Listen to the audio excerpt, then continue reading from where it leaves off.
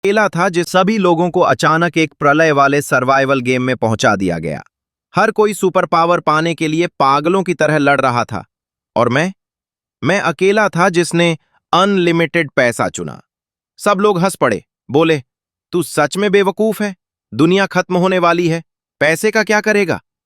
लेकिन उन्हें क्या पता था, असली खतरा ज़ॉम्बीज नहीं थे। खतरा तो वो इंसान थे जिनके पास सुपर पावर थी। तभी सिस्टम की आवाज गूंजी। हम 300 लोगों को सीधे गेम में डाल दिया गया। सिस्टम ने बताया कि हम सब असल दुनिया में मर चुके हैं। अगर दोबारा जीना है तो इस गेम के अंत तक जिंदा रहना होगा।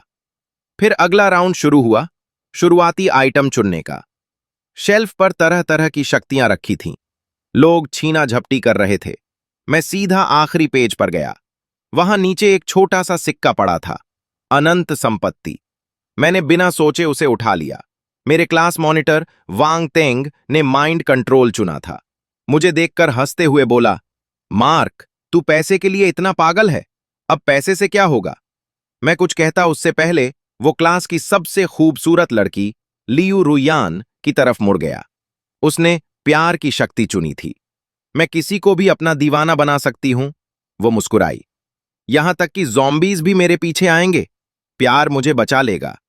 जैसे ही सबने अपनी अपनी चीजें चुन लीं, सिस्टम फिर बोला, तुम सबके पास 1 साल है अपनी ताकतें सीखने और आने वाले युद्ध के लिए तैयार होने का।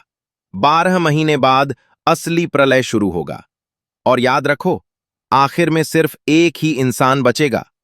ये सुनते ही सबके चेहरे उतर गए। जो लोग अभी तक साथ रहने की बात कर रहे थे, अब एक दूसरे को शक की नजर से देखने लगे। इस गेम में दोस्ती जैसी कोई चीज नहीं थी। हर कोई दुश्मन था। मैंने एक पल भी बर्बाद नहीं किया। वहीं से निकलकर अपनी तैयारी शुरू कर दी। मैंने दुनिया का नक्शा देखा और प्रशांत महासागर के एक सुनसान द्वीप को चुना। वो जगह सुरक्षित थी, न फॉल्ट लाइन न बड़े तूफान। ऊपर से एक खुला मैदान भी था जहां एयर स्ट्रिप बन सकती थी। चारों तरफ पहाड़ थे जो नेचुरल सुरक्षा देते। मैंने सीधा 1 बिलियन खर्च करके वो द्वीप खरीद लिया। उसका नाम रखा फ्यूचर आइलैंड और दिखावे के लिए कहा कि मैं वहां टूरिज्म प्रोजेक्ट बना रहा हूं। एक साथ 10 बड़े क्रूज शिप खरीदे, एनपीसी कंपनियों से कॉन्ट्रैक्ट साइन करवाए और सारा सामान, मशीनें, मटीरियल द्वीप पर भेज दिया। सबसे एनडीए साइन करवाया ताकि किसी को असली लोकेशन का पता न चले। जैसे ही शिप पहुंचे, काम शुरू हो गया। पहले एक अस्थायी एयर स्ट्रिप बनाई गई। फिर मैंने 100 प्लेन चार्टर किए ताकि दुनिया भर से मजदूर लाए जा सकें। काम दिन रात चलता रहा। मैंने पहले से सिग्नल जैमर खरीद रखे थे ताकि कोई बाहरी संपर्क न हो। सभी मजदूरों के फोन भी जब्त कर लिए। धीरे धीरे द्वीप पर 10 बेहद मजबूत किले खड़े हो गए। सब कुछ हाई क्वालिटी मटेरियल से बना था, इतना मजबूत कि बड़े से बड़ा भूकंप भी झेल सके। ऊपर से देखने पर सब कुछ छिपा हुआ था। सैटेलाइट भी कुछ नहीं पकड़ सकते थे।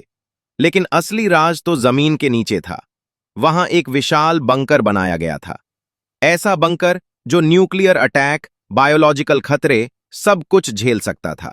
यहां तक कि जमीन के अंदर से हमला करने वाले ज़ॉम्बीज भी उसे छू नहीं सकते थे। स्टील को भी, ये 5 मीटर मोटी ठोस स्टील को भी नहीं तोड़ सकता था। ऊपर बने किलों से नीचे जाने के लिए गुप्त रास्ते थे, लेकिन वे रास्ते बहुत ही संकरे बनाए गए थे। एक बार में सिर्फ एक ही इंसान उनमें से निकल सकता था। अंदर पूरा इलाका एक भूल भुलैया जैसा था। अगर किस्मत से सही रास्ता मिल भी जाए तो भी मुख्य दरवाजे तक पहुंचना मतलब ये नहीं कि रास्ते में लगे जालों से बच जाओगे। अगर एक रास्ता नष्ट भी हो जाए तो मैं बाकी रास्तों से फिर से ऊपर आ सकता था। प्रलय में ऊर्जा ही सबसे बड़ी ताकत होती है। इसीलिए बिजली की समस्या के लिए मैंने द्वीप पर विंड टरबाइन लगाए, साथ ही ज्वारीय ऊर्जा और परमाणु ऊर्जा जनरेटर भी। पानी का इंतजाम करना भी आसान था। मैंने बारिश का पानी इकट्ठा करने के सिस्टम लगाए और समुद्री पानी को पीने लायक बनाने के लिए डीसैलिनेशन प्लांट। यहां तक कि जमीन के नीचे से पानी निकालकर उसे शुद्ध करने की मशीनें भी लगाईं, जो दूषित प्रलय के पानी को पीने योग्य बना सकती थीं। साथ ही हाई टेम्परेचर और low temperature instant sterilisation, ultraviolet और केमिकल स्टेरिलाइजेशन के उपकरण भी लगाए गए। बंकर के गंदे पानी के लिए अलग से वेस्ट वाटर ट्रीटमेंट सिस्टम बनाया गया। संभावित बाढ़ को ध्यान में रखते हुए सभी दीवारों को वाटरप्रूफ किया गया। ब्लास्ट डोर्स पूरी तरह एयरटाइट बंद हो जाते थे और अंडरग्राउंड ड्रेनेज सिस्टम बेहद मजबूत था। मैंने कई एयर प्यूरिफिकेशन सिस्टम लगाए ताकि अंदर हमेशा साफ और भरपूर हवा बनी रहे। इसके अलावा मैंने 1 लाख ऑक्सीजन सिलेंडर भी जमा कर लिए ताकि जरूरत पड़ने पर मैं खुद को पूरी तरह बंकर ने सील कर सकूं। मैंने बंकर को 12 अलग अलग हिस्सों में बांटा। अगर 1-2 हिस्से फेल हो जाएं तो बाकी काम संभाल लें। हर हिस्से का अपना अलग काम था। 3 हिस्सों में नई ऑटोमेटेड खेती तकनीक लगाई गई थी, जहां सब्जियां उगाई जा सकती थीं, मछलियां पाली जा सकती थीं और मुर्गियां भी रखी जा सकती थीं। मैंने 2 बड़े गोदामों में 10 साल का राशन जमा कर लिया, दवाइयां, खाना और पानी, सब कुछ। जब भी एनपीसी मेरे काम पर शक करते, मैं उन्हें मोटी टिप देकर चुप करा देता। इसके बाद मैं ईगल लैंड गया और भारी हथियार खरीदे, जिसमें मोबाइल कॉम्बैट रोबोट भी शामिल थे और टोही ड्रोन भी। इतना पैसा दे रहा था, इसलिए ब्लैक मार्केट के जरिए मैंने 2 न्यूक्लियर वॉरहेड भी हासिल कर लिए। किसी खाड़ी में मैंने अपनी न्यूक्लियर सबमरीन और एक जेट छिपा दिया। अंडरग्राउंड बंकर से एक सुरंग सीधे सबमरीन डॉक तक जाती थी। ताकि सुपर पावर वाले खिलाड़ी द्वीप तक न पहुंच सकें, मैंने द्वीप के आसपास आर्टिफिशियल रीफ बनवा दिए। कोई भी बड़ा जहाज पास आता तो फंसकर डूब जाता। किनारे के पास मैंने इलेक्ट्रिक फेंसिंग लगा दी, पूरे तट को घेरते हुए, और आसपास के पानी में हर जगह विस्फोटक लगा दिए। मैंने रडार सिस्टम भी लगाए ताकि द्वीप के पास आने वाली किसी भी चीज का पहले ही पता चल जाए और समय रहते उसे खत्म किया जा सके। मैंने आसमान में एक विशाल इलेक्ट्रिक ग्रिड भी बना दिया ताकि संक्रमित पक्षी द्वीप पर उतर ही न सकें। सिर्फ 1 साल में द्वीप की सुरक्षा पूरी तरह तैयार हो गई और दुश्मनों को भ्रमित करने के लिए मैंने दुनिया भर में टूरिज्म प्रोजेक्ट्स शुरू करने का दिखावा भी किया ताकि बाकी खिलाड़ी मेरी असली योजना समझ न सकें। असल में वे सभी रिसॉर्ट बैकअप ठिकाने थे जहां मैं बिना ईंधन भरे सीधे उड़कर जा सकता था। आखिरी एनपीसी को भेजने के बाद द्वीप पर सिर्फ मैं ही बचा था। मैंने एक स्पेस एक्सप्लोरेशन कंपनी खरीद ली और कक्षा में घूम रहे 6000 से ज्यादा सैटेलाइट्स पर नियंत्रण ले लिया ताकि इंटरनेट कभी बंद न हो। उस 1 साल के दौरान मैंने दुनिया भर की एयरलाइंस और शिपिंग कंपनियां भी खरीद ली और आखिरी हफ्ते में मैंने सभी जहाज और हवाई जहाज नष्ट करने का आदेश दे दिया। पूरी दुनिया को पता चल गया कि सबसे अमीर आदमी ने लंबी दूरी के सफर के साधन खत्म कर दिए हैं। एनपीसी को लगा कि वो पागल हो गया है, लेकिन खिलाड़ी समझ गए थे। वो ग्लोबल टाइकून उनका सबसे बड़ा प्रतिद्वंदी था। तभी प्लेयर्स के चैट इंटरफेस में एक नोटिफिकेशन आया। वांग टेंग ने मुझसे पूछा, मार्क, वो ग्लोबल टाइकून तुम ही हो, है ना? वो अकेला था जिसने मुझे अनलिमिटेड पैसा चुनते देखा था, लेकिन मैंने उसे पूरी तरह नजरअंदाज कर दिया। 1 हफ्ते बाद प्रलय आ चुका था। जिन खिलाड़ियों ने अपनी शक्तियों को पूरी तरह विकसित कर लिया था, वे सब एक्शन के लिए तैयार थे। 300 खिलाड़ियों के नाम और आईडी एक पब्लिक स्क्रीन पर दिखाई दिए। मैं नंबर 99 था, वांग टेंग नंबर 100, लियू यानरान नंबर 101। ध्यान दें, प्रलय शुरू हो चुका है। ये गेम तब तक चलता रहेगा जब तक केवल एक खिलाड़ी बचा रहेगा। किसी ने नहीं सोचा था कि प्रलय की शुरुआत पूरी दुनिया में मूसलाधार बारिश से होगी। लगातार कई दिनों तक बारिश होती रही, जिससे भयानक बाढ़ आ गई। फ्यूचर आइलैंड भी इससे अछूता नहीं रहा, लेकिन द्वीप छोटा था, इसलिए बादल 2 दिन में आगे बढ़ गए। मुझे तो अपने अंडरग्राउंड बंकर में जाने का मौका भी नहीं मिला। बाकी सभी पावर वाले खिलाड़ी पूरी तरह चौंक गए थे। वे भी इस दुनिया में खाली हाथ आए थे। पूरे साल उन्होंने अपनी शक्तियों को ट्रेन किया और साथ में पैसे कमाने की जद्दोजहद भी की। उनकी हालत कैसी रही होगी, यह कहना मुश्किल नहीं है। जो सामान उन्होंने जमा किया था, वो बहुत ही कमजोर था।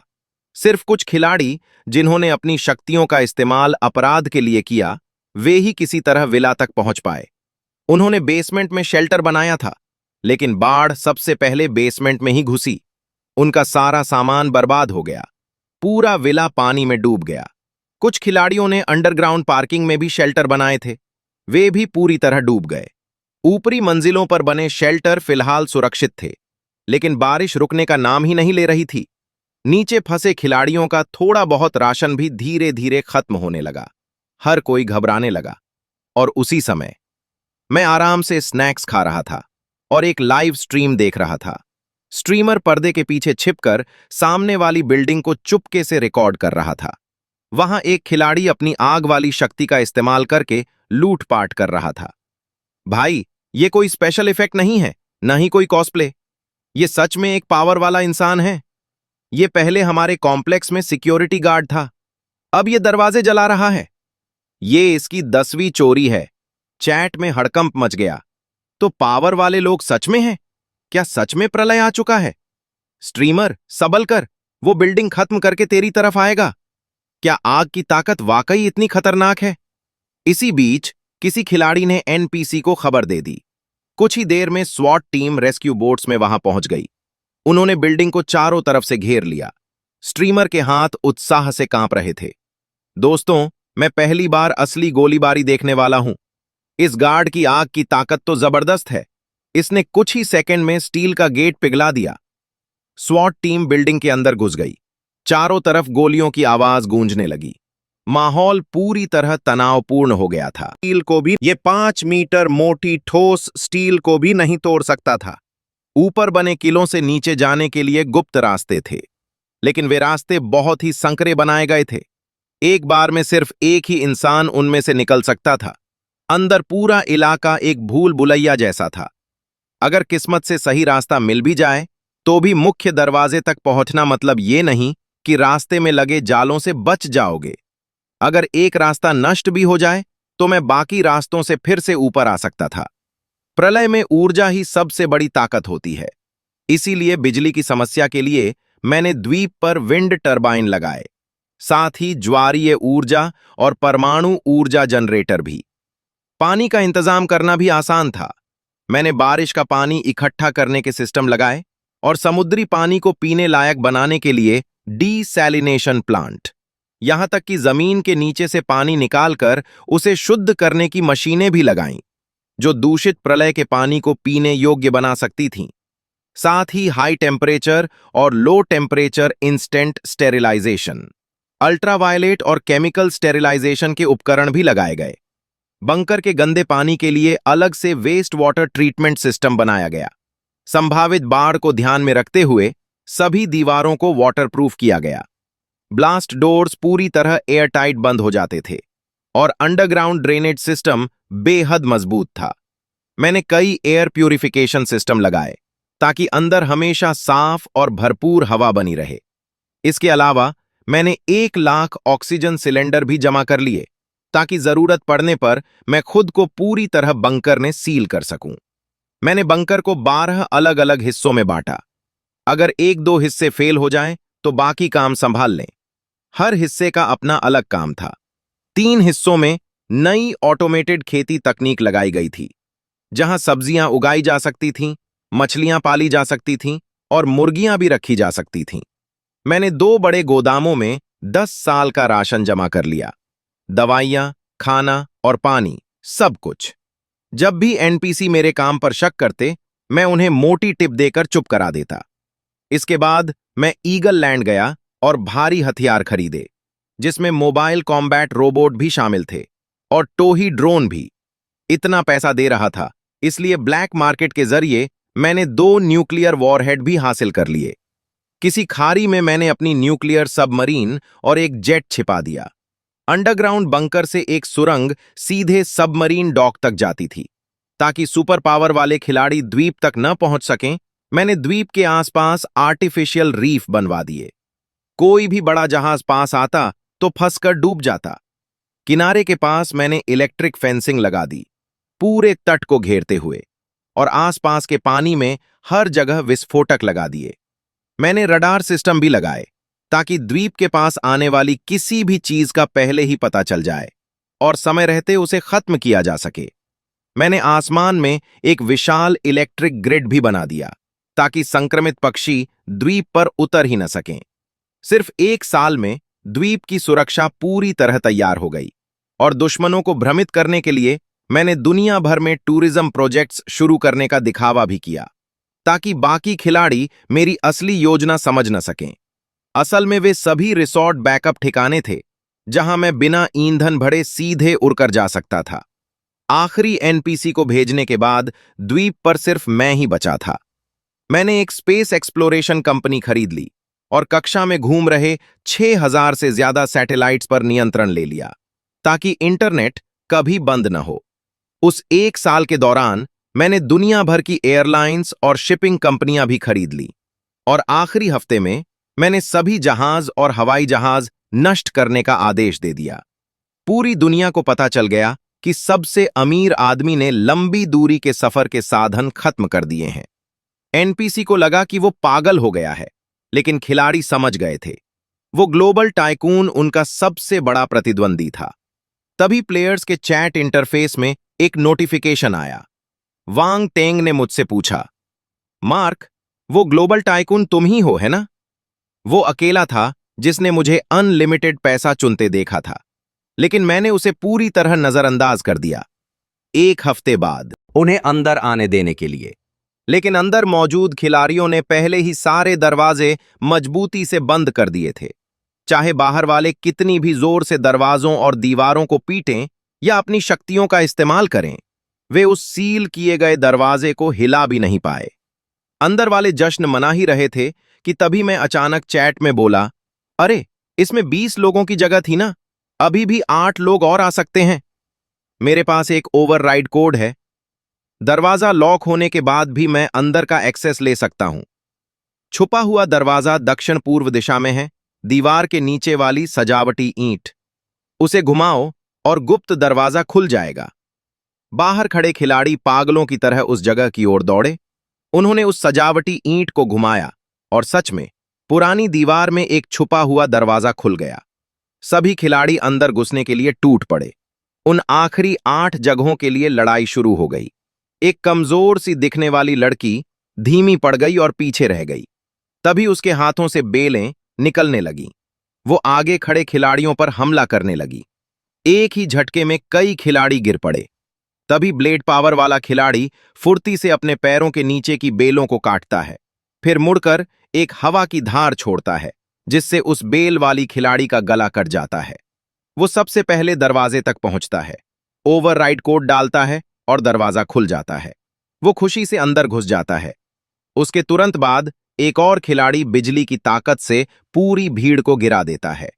वो दूसरा खिलाड़ी भी अंदर घुस जाता है, लेकिन जैसे ही तीसरा खिलाड़ी दरवाजे के पास पहुंचता है, नीचे गिरा हुआ एक खिलाड़ी उसका पैर पकड़ लेता है।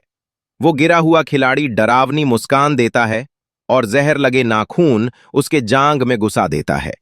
वो जहर वाला खिलाड़ी किसी तरह उठकर अंदर भागने ही वाला था कि पीछे से एक स्टील जैसी कठोर बांह उसके सीने को चीर देती है। एक एक करके शेल्टर के दरवाजे पर खिलाड़ी मरने लगे। जिंदा रहने की चाह ने उनसे उनकी इंसानियत छीन ली थी। तभी समझ आया, सिस्टम ने जो शक्तियां दी थीं, वो ज़ॉम्बीज से लड़ने के लिए नहीं थीं। वो तो एक दूसरे को मारने के लिए थीं। अंदर मौजूद खिलाड़ी अब शांत नहीं रह पाए। उनके पास तेजी वाली शक्तियां तो थीं, लेकिन असली लड़ाई की ताकत नहीं थी। अगर वे दरवाजा बंद रखते और बाहर के मजबूत खिलाड़ियों को अंदर आने देते, तो क्या वे खुद आसान शिकार नहीं बन जाते? अभी अभी अंदर घुसे ब्लेड और बिजली वाले खिलाड़ियों को भी ये बात समझ आ गई। उन्होंने तुरंत टीम बना ली और बाहर मौजूद खिलाड़ियों पर हमला शुरू कर दिया। उसी समय पब्लिक स्क्रीन पर नंबर तेजी से बढ़ने लगे। खिलाड़ियों की मौतें लगातार बढ़ती जा रही थीं। इंसानी फितरत हर जगह एक जैसी होती है। बाकी तीनों शेल्टर पर भी भयानक लड़ाइयां शुरू हो गईं। मैं हर सर्विलेंस फीड देख रहा था, लेकिन मुझे कहीं भी वांग तेंग नजर नहीं आया। फिर सोचा, वो शेल्टर पर क्यों आएगा? तभी जैसे किस्मत से वांग तेंग का मैसेज आया, मार्क देख, हमने कभी टीम भी नहीं बनाई, फिर भी हम कितनी अच्छी तरह साथ काम कर रहे हैं। हम तो जैसे साथ लड़ने के लिए ही बने हैं। मैंने गुस्से में जवाब दिया, तुम्हें शर्म नहीं आती? मेरी पहचान उजागर करके मुझे सबके निशाने पर ला दिया। ये सब तुमने किया है? वो हंसते हुए बोला, इतना गुस्सा मत हो। अगर मैंने ये प्लान नहीं बनाया होता तो हम उन खिलाड़ियों को मरने के लिए कैसे भेजते? तुम्हें तो मुझे धन्यवाद देना चाहिए। मैंने तुम्हारे सारे प्रतिद्वंदियों को खत्म करवा दिया। जैसे ही हम बात कर रहे थे, शेल्टर पूरी तरह भर चुका था। दरवाजा अपने आप सील हो गया। बाहर खून नदियों की तरह बह रहा था। जो अंदर नहीं पहुंच पाए थे, वे अब भी बेकार में संघर्ष कर रहे थे। अंदर मौजूद खिलाड़ी जश्न मना रहे थे। उन्हें जरा भी अंदाजा नहीं था कि उनके साथ क्या होने वाला है। मैं हल्का सा मुस्कुराया। क्या होने वाला है? वांग तेंग ने पूछा। मैंने मुस्कुराते हुए कहा, अफसोस है, तुम शेल्टर के अंदर नहीं हो। इतना कहकर मैंने एक बटन दबाया और अगले ही पल अंदर दबे हुए हजारों टन विस्फोटक एक साथ फट पड़े। धमाके की लहर ने शेल्टर के बाहर बचे खिलाड़ियों को भी चकनाचूर कर दिया। विस्फोट के बाद खिलाड़ियों की संख्या 116 कम हो गई। अब सिर्फ 91 खिलाड़ी बचे थे। कुछ देर की खामोशी के बाद वांग तेंग का मैसेज आया। मैंने तुम्हें कम आंका था। मदद के लिए धन्यवाद, वरना इतने खिलाड़ियों को एक ही जगह इकट्ठा करना नामुमकिन था। जो खिलाड़ी बिना प्लेन के फ्यूचर आइलैंड तक पहुंच सकते थे, वे चारों समूह अब खत्म हो चुके हैं। मैं 1 साल से यही प्लान बना रहा था, सबको एक साथ खत्म करने का। वो शेल्टर उनकी कब्र बन गए। इतने बड़े धमाके की खबर इतनी जल्दी बाहर नहीं पहुंच सकती थी। बाकी बचे खिलाड़ियों को कुछ भी पता नहीं चला, लेकिन वांग तेंग तुरंत समझ गया। इसका मतलब वो कहीं दूर से सब कुछ देख रहा था। तभी सिस्टम का मैसेज आया, बधाई हो, आप सबसे ज्यादा किल्स करने वाले खिलाड़ी बन गए हैं। आपको एक अतिरिक्त इनाम मिलेगा। मैं मुस्कुरा दिया। देखा जाए तो इस प्रलय में वही जीता है जो सबसे मजबूत होता है। 4 महीने बाद बाढ़ का पानी धीरे धीरे उतरने लगा। डूबी हुई जमीन फिर से दिखाई देने लगी। सबने राहत की सांस ली। उन्हें लगा मुसीबत खत्म हो गई, लेकिन उन्हें अंदाजा नहीं था कि बाढ़ अपने साथ एक महामारी भी लेकर आई है। कई मरे हुए एनपीसी अब ज़ॉम्बी बन चुके थे। बधाई हो 101 खिलाड़ियों को, आपने पहला चरण पार कर लिया है, प्रलयकारी बाढ़। अब दूसरा चरण शुरू होता है, ज़ॉम्बी प्रलय। अब आखिरकार शक्तियों का असली इस्तेमाल होने वाला था। वो नंबर 99 अब गया काम से, कुछ खिलाड़ियों ने सोचा। उसी समय लियू रुयान का प्राइवेट मैसेज आया। मार्क, तुम्हारे पास कोई पावर नहीं है। तुम ज़ॉम्बी प्रलय में नहीं बच पाओगे। अगर तुम मुझे अपनी लोकेशन बता दो और थोड़ा सामान शेयर कर दो, तो मैं आकर तुम्हारी रक्षा कर सकती हूं। मैंने धीरे से एक टाइप किया। वो बोली, मेरी पावर को कम मत समझो। मैं बाढ़ में सिर्फ इसी वजह से बची हूं। मुझे अच्छी तरह पता था कि वो कैसे बची थी। उसने अपनी प्यार की शक्ति से आसपास के लोगों को अपने वश में कर लिया था। उनसे सामान लिया, और जब बचाव दल आया, वो सबसे पहले बचाई गई। ये सोचकर मैंने जवाब दिया, सॉरी, मुझे दिलचस्पी नहीं है। वैसे भी उसे मेरा सबसे अमीर इंसान होना पता चलना कोई इत्तेफाक नहीं था। ज़ॉम्बी वायरस हर महाद्वीप में फैल गया, क्योंकि मैंने पहले ही जहाज और प्लेन नष्ट कर दिए थे, जिससे प्रशांत द्वीपों और अंटार्कटिका तक जाने के रास्ते बंद हो गए थे। शुरुआत में ज़ॉम्बीज से निपटना मुश्किल नहीं था, लेकिन वायरस बहुत तेजी से फैल रहा था। बार बार फैलने के बाद म्यूटेशन शुरू हो गए, ठीक वैसा ही जैसा मैंने सोचा था। अब समझदार ज़ॉम्बी और पावर वाले ज़ॉम्बी भी दिखने लगे।